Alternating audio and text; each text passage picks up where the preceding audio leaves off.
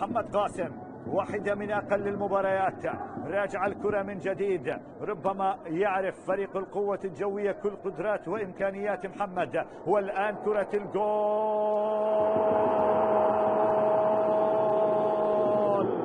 في الوقت القاتل فعلها مصطفى وسجل الهدف وشعل المدرجات وأعلن عن الأفراح. هفوة دفاعية كبيرة، استغلال رائع وجميل لمصطفى سعدون، مصطفى المتألق في كل مكان.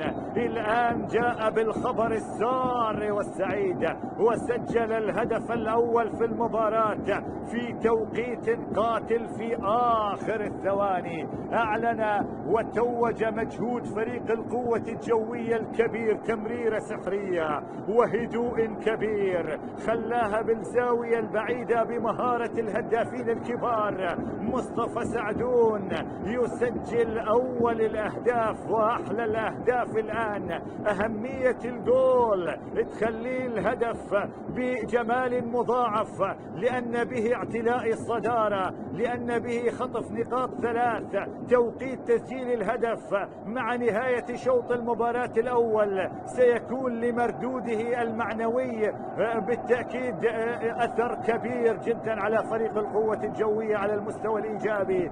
شبكة نجوم الرابعة، اشتراك واحد، محتوى متعدد.